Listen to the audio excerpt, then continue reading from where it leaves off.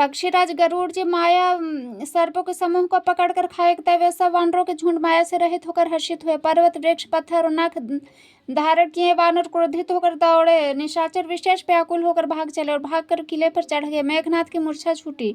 तब पिता को देखकर उसे बड़ी शर्म लगी। मैं अजय होने को यज्ञ करूं, ऐसा मन में निश्चय करके वह तुरंत श्रेष्ठ पर्वत की गुफा में चला गया। यह विभीषण ने सलाह विचारी और कहा, हे अतुलनीय बलवान उदार प्रभु, देवताओं को सताने वाला दुष्ट मायावी मेघनाथ अपवित्र यज्ञ कर रहा है। हे प्रभु, यदि वह यज्ञ सिद्ध हो पाएगा तो हे नाथ, फिर मेघनाथ जल्दी जीता न जा सकेगा। तो यह सुनकर श्री रघुनाथ जी ने बहुत सुख माना और अंगद आदि बहुत से बानरों को बुलाकर कहा, हे भाइयों, सब लोग लक्ष्मण के साथ जाओ और जाकर यज्ञ को विध्वंस करो। हे लक्ष्मण, संग्राम में तुम उसे मारना। देवताओं को भयभीत देख कर मुझे बड़ा दुख है।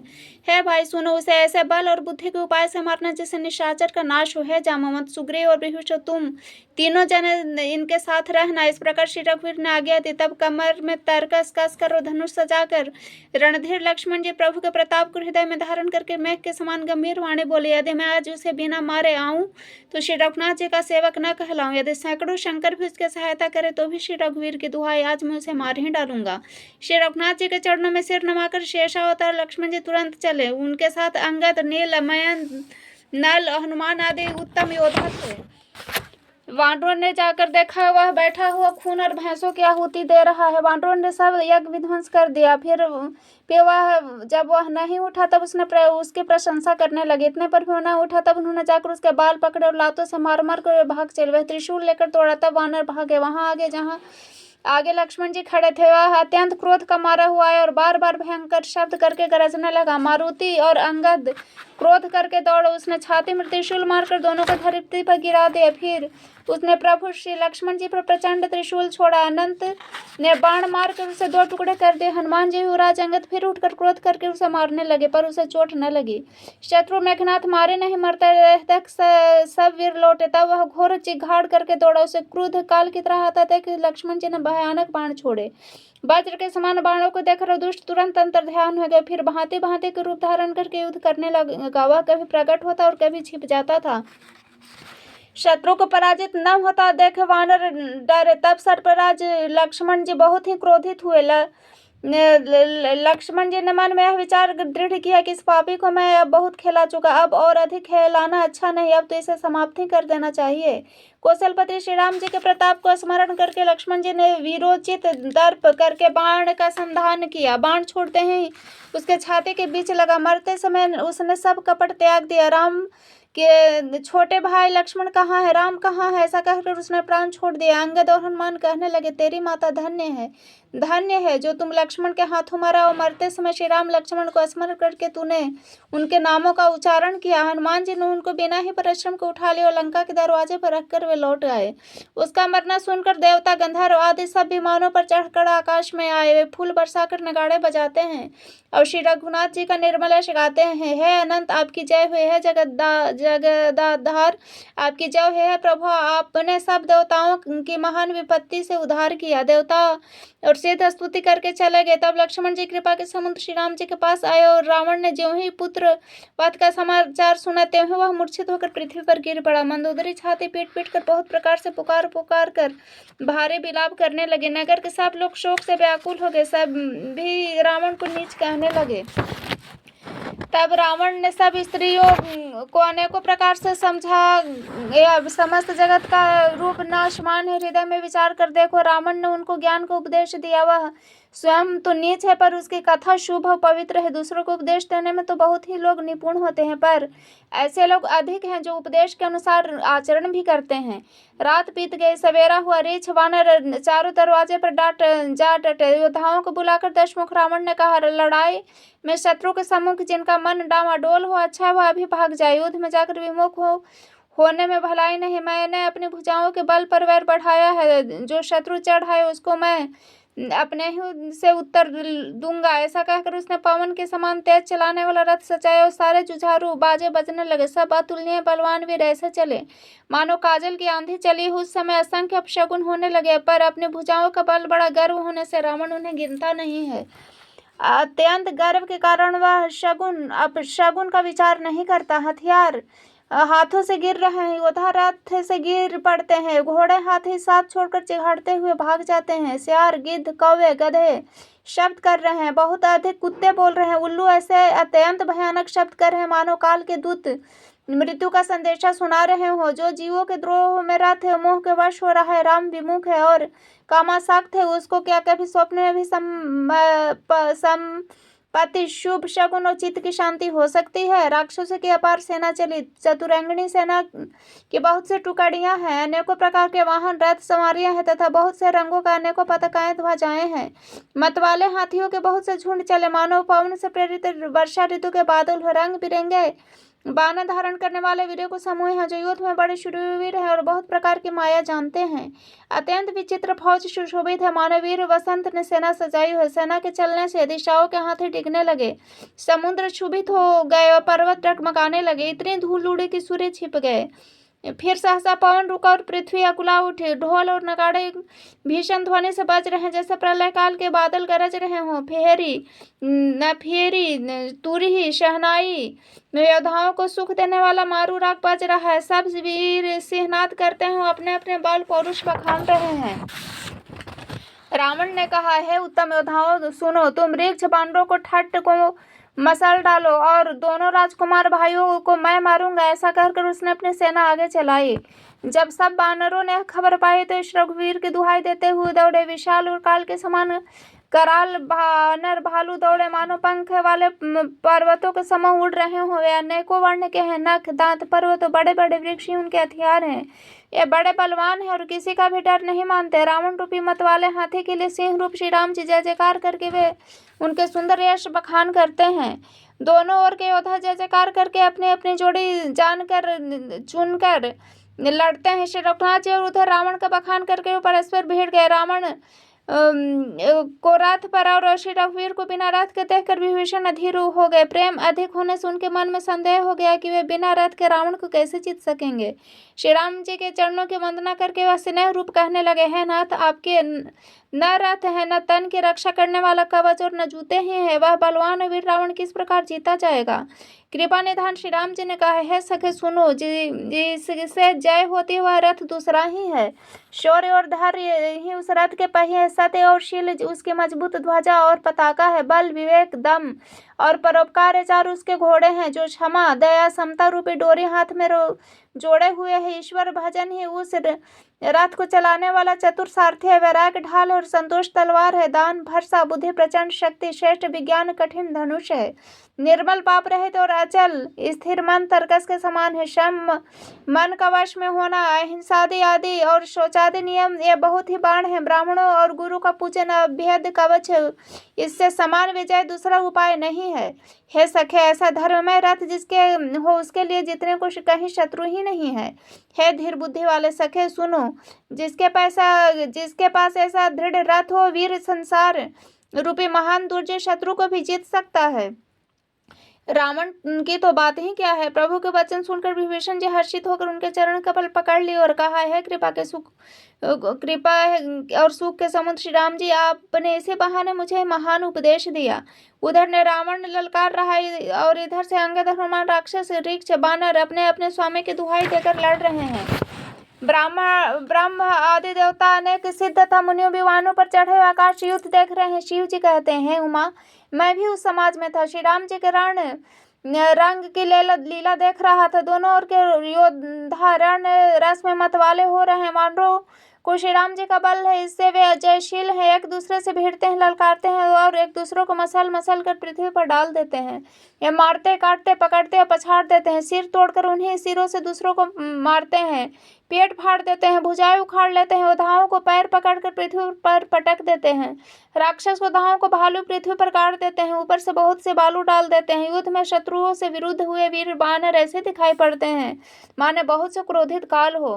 क्रोधित हुए काल के समान वे वानर खून बहते हुए शरीरों से शोभित हो रहे हैं। बलवान वीर राक्षसों की सेना के योद्धाओं को मसलते हैं, विवेक की तरह गरजते हैं, डांट कर चपेटों से मारते हैं और दो दांतों से काट कर लातों से पीस डालते हैं। वानर भालू चिखाड़ते हैं और ऐसे छल बल कर देते हैं जिससे दुष्ट राक्षस नष्ट हो जाएं। वे राक्षसों के गाल पकड़कर फाड़ डालते हैं, छाती चीर डालते हैं, उनकी अतड़ियां निकालकर गले में डाल लेते हैं। वानर ऐसे देख पड़ते हैं मानो प्रहलाद के स्वामी नृसिंह भगवान अनेक शरीर धारण करके युद्ध मैदान में क्रीड़ा कर रहे हों। पकड़ो, मारो, काटो, पछाड़ो आदि घोर शब्द आकाश और पृथ्वी भर में छा गए। श्री राम जी की जय हो, जो सचमुच तीर्ण से वज्र और वज्र से तीर्ण कर देते हैं। अपने सेनाओं के विचलित होते हुए देख तथा 20 भुजाओं में 10 धनुष धारण रावण रथ पर चढ़कर गर्व करके लौटो लौटो कहता हुआ चला। रावण अत्यंत क्रोधित होकर दौड़ा। वानर हुंकार करते हुए उसके सामने चले। उन्होंने हाथों में वृक्ष, पत्थर और पहाड़ लेकर रावण पर एक ही साथ डाले। पर्वत उसके वज्र तुल्य शरीर में लगते हैं, तुरंत टुकड़े टुकड़े होकर फूट जाते हैं। अत्यंत क्रोधी रणोन्मत्त रावण रथ रोक कर अचल खड़ा रहा, अपने स्थान से जरा से भी न हिला। उसे बहुत ही क्रोध हुआ। वह इधर उधर झपट कर वानर योद्धाओं को मसलने लगाने को वानर भालू, हे अंगद, हे हनुमान, रक्षा करो, रक्षा कर, तो पुकारते हुए भाग चले। हे रघुवीर, हे गोसाई, रक्षा कीजिए, रक्षा कीजिए, यह दुष्ट काल की भांति हमें खा रहा है। उसने देखा कि सब वानर भाग छूटे। तब रावण 10 धनुष पर बाण संधान किए। उसने धनुष पर संधान करके बाणों के समूह छोड़े। हुए बाण सर्प की तरह उड़ जा लगते हैं। पृथ्वी, आकाश, दिशा विदिशा सर्वस्त्र बाण भर रहे हैं। वानर भागे तो कहाँ, अत्यंत कोलाहल मच गया। वानर भालुओं की सेना व्याकुल होकर आर्त पुकारने लगी, हे रघुवीर, हे करुणा सागर, हे पीड़ितों के बंधु, हे सेवकों की रक्षा करके उनके दुख को हरने वाले हरि। अपनी सेना को व्याकुल देखकर कमर में तरकस कस कर और हाथ में धनुष लेकर श्री रघुनाथ जी के चरणों पर मस्तक नवाकर लक्ष्मण जी क्रोधित होकर चले। लक्ष्मण जी ने पास आकर कहा, अरे दुष्ट वानर, भालुओं को क्या मार रहा है? मुझे देख, मैं तेरा काल हूँ। रावण ने कहा, अरे मेरे पुत्र के घातक, मैं तुझी को ढूंढ रहा था। तुझे मार कर अपनी छाती ठंडी करूंगा। ऐसा कहकर उसने प्रचंड बाण छोड़े। लक्ष्मण जी ने उसके सैकड़ों टुकड़े कर डाले। रावण करोड़ों अस्त्र शस्त्र चलाए। लक्ष्मण जी ने उनको तिनके के बराबर काट कर हटा दिया। फिर अपने बाण से उस पर प्रहार किया। उसके रथ को तोड़कर सारथी को मार डाला। रावण 10 मस्तकों में 100 बाण मारे। वे सिर ऐसे बैठ गए मानो पहाड़ के शिखर में भी सर्प प्रवेश कर रहे हों। फिर 100 बाण उसके छाती में मारे। वह पृथ्वी पर गिर पड़ा। उसे कुछ भी होश न रहा। फिर मूर्छा छूटने पर प्रबल रावण उठा और उसने वह शक्ति चलाई जो ब्रह्मा जी ने उसे दी थी। और ब्रह्मा जी की दी हुई प्रचंड शक्ति लक्ष्मण जी की ठीक छाती में लगी। वीर लक्ष्मण जी अकुला होकर गिर पड़े। तब रावण उन्हें उठाने लगा, पर उसके अतुलनीय बल की महिमा यूं ही रह गई, व्यर्थ हो गई। वह उन्हें उठा न सका। जिसके एक ही सिर पर ब्रह्मांड के रूपी पवन के धूल के समान, कर्ण के समान विराजता, उन्हें मूर्ख रावण उठाना चाहते। वह तीनों भुवनों के स्वामी लक्ष्मण को नहीं जानता। यह देखकर पवन पुत्र हनुमान जी कठोर वचन बोलते हुए दौड़े और हनुमान जी के आते ही रावण ने उन पर अत्यंत भयंकर घुस्से का प्रहार किया। हनुमान जी घुटने टेक कर रह गए, पृथ्वी पर गिरे नहीं। और फिर क्रोध से भरे हुए संभाल कर उठे हनुमान जी ने रावण को एक घूंसा मारा। वह ऐसे गिरा जैसे वज्र की मार से पर्वत गिरा हो। मूर्छा भंग होने पर वह फिर जगा। हनुमान जी के बड़े भारी बाल को सराहने लगा। हनुमान जी ने कहा, मेरे पौरुष को धिकार है और धिकार है मुझे भी। धिकार है जो है देवद्रोही, तू अब तक जीता रह गया। ऐसा कहकर लक्ष्मण जी को उठाकर हनुमान जी रघुनाथ जी के पास ले गए। यह देखकर रावण को आश्चर्य हुआ। श्री रघुवीर ने लक्ष्मण जी से कहा, हे भाई, हृदय में समझो, तुम काल के भी भक्षक और देवताओं के रक्षक हो। हे वचन सुनते हैं कृपालु लक्ष्मण जी उठ बैठे। वह कराल शक्ति आकाश को चले गए। लक्ष्मण जी फिर धनुष बाण लेकर दौड़े, बड़ी शीघ्रता से शत्रु के पास आ गए। फिर उन्होंने बड़ी ही शीघ्रता से रावण के रथ को चूर चूर कर सारथी को मारकर उसे व्याकुल कर दिया। 100 बाणों से उनका हृदय बेध दिया, जिससे रावण अत्यंत व्याकुल होकर पृथ्वी पर गिर पड़ा। तब दूसरा सारथी उसे रथ में डालकर तुरंत ही लंका ले गया। प्रताप के समूह श्री रघुवीर के भाई लक्ष्मण जी ने फिर आकर प्रभु के चरणों में प्रणाम किया। वहां लंका में रावण की मूर्छा से जाकर कुछ यज्ञ करने लगा। तब वह मूर्ख अत्यंत अज्ञानी हठपूर्वक श्री रघुनाथ जी से विरोध करके विजय चाहता है। यहाँ विभीषण जी ने सब खबर पाई। तब तुरंत श्री रघुनाथ जी को कह सुनाई। कहा कि हे नाथ, रावण एक यज्ञ कर रहा है, उसके सिद्ध होने पर वह अभागा सहज ही नहीं मरेगा। हे नाथ, तुरंत वानर योद्धाओं को भेजिए जो यज्ञ का विध्वंस करे, जिससे रावण युद्ध में आवे। प्रातः काल होते ही प्रभु ने वीर योद्धाओं को भेजा। हनुमान, अंगद आदि सभी प्रधान वीर दौड़े। वानर खेल से ही कूद कर लंका पर जा चढ़े और निर्भय रावण के महल में जा घुसे। ज्यों ही उसने यज्ञ करते देखा, त्यों ही सब वानरों को बहुत क्रोध हुआ। उन्होंने कहा, अरे वो निर्लज, रणभूमि से भाग कर घर आ गए, यहाँ आकर बगुले का सा ध्यान लगाकर बैठा है। ऐसा कहकर अंगद ने लात मारी, पर इससे उनकी ओर देखा भी नहीं। उस दुष्ट का मन स्वार्थ में अनुरक्त था। जब उसने नहीं देखा तो वानर क्रोध करके उसे दांत से पकड़ कर और लातों से मारने लगे। स्त्रियों को बाल पकड़कर घर से बाहर घसीट लाए। वे अत्यंत ही दिन होकर पुकारने लगी। तब रावण काल के समान क्रोधित होकर उठा और वानरों को पैर पकड़कर पटकने लगा। इसी बीच वानरों ने यज्ञ विध्वंस कर डाला। यह देखकर वो मन में हारने लगा। यज्ञ विध्वंस करके सब चतुर वानर श्री रघुनाथ जी के पास आ गए। तब रावण जीने की आशा छोड़कर क्रोधित होकर चला। चलते समय अत्यंत भयंकर अमंगल होने लगे। गीध उड़ उड़ कर उसके सिरों पर बैठने लगे, किंतु वह काल के वश में था, इससे किसी भी अपशकुन को नहीं मानता था। उसने कहा, युद्ध का डंका बजाओ। निशाचरों की अपार सेना चली, उसमें से बहुत से हाथी, रथ, घुड़सवार पैदल हैं। वे दुष्ट प्रभु के सामने कैसे दौड़े, जैसे पतंगे के समूह अग्नि की ओर दौड़ते हैं। इधर देवताओं ने स्तुति की और कहा कि हे श्री राम जी, इसने हमको दारुण दुख दिए हैं, अब आप इसे अधिक न खिलाइए। जानकी जी बहुत दुखी हो रही हैं। देवताओं के वचन सुनकर प्रभु मुस्कुराए और श्री रघुवीर ने उठकर बाण सुधारे। मस्तक पर जटाओं के जूड़े को कस कर बांधे हुए उसके बीच बीच में पुष्प गूथे हुए सुशोभित हो रहे हैं। लाल नेत्र, मेघ के समान श्याम शरीर वाले, संपूर्ण लोकों के नेत्रों को आनंद देने वाले प्रभु ने कमर में फेंटा तथा तरकस कस लिया। हाथ में कठोर शंखर या धनुष ले लिया। प्रभु हाथ में शार्खांग धनुष लेकर कमर में बाणों की खान सुंदर तरकस कस लिया। उनके भुज दंड पुष्ट है, मनोहर चौड़े छाते पर ब्राह्मण भृगु जी के चरण का चिन्ह सुशोभित है। तुलसीदास जी कहते हैं, ज्यों ही प्रभु धनुष बाण हाथ में लेकर फिराने लगे, त्यों ही ब्रह्मांड दिशाओं के हाथी कच्छप शेष जी, पृथ्वी, समुद्र, पर्वत सभी डगमगा उठे। भगवान की शोभा देखकर देवता हर्षित होकर फूलों की अपार वर्षा करने लगे और शोभा, शक्ति, गुणों को धाम, करुणा निधान प्रभु की जय हो ऐसा पुकारने लगे। इसी बीच निशाचरों की अत्यंत घनी सेना कसमसाती हुई आई। उसे देखकर वानर योद्धा इस प्रकार सामने चले जैसे प्रलय काल के बादलों के समूह हो। बहुत से कृपाण तलवारें चल रहे हैं, मानो दसों दिशाओं में बिजलियां चमक रही हो। हाथी, रथ, घोड़ों का कठोर चिघाड़ ऐसा लगता है मानो बादल भयंकर गर्जना कर रहे हों। वानरों के बहुत से पूंछे आकाश में छाई हुई है, ऐसा शोभा दे रही है मानो सुंदर इंद्रधनुष उदय हो। धूल ऐसे उड़ रहे मानो जल की धारा हो। बाण रूपी बूंदों की अपार वृष्टि हुई। दोनों ओर से पर्वतों का प्रहार है, मानो बारंबार वज्रपात हो रहा है। श्री रघुनाथ जी ने क्रोध करके बाणों की झड़ी लगा दी। राक्षसों की सेना घायल हो गई। बाण लगते हैं, वीर चित्कार करके उठते हैं, चक्कर खाकर जहां तहां पृथ्वी पर गिर पड़ते हैं। उनके शरीरों से खून ऐसा बह रहा है मानो पर्वत के भारी झरनों से जल बह रहा हो। इस प्रकार डरपोकों को भय उत्पन्न करने वाला रुधिर की नदी बह चली।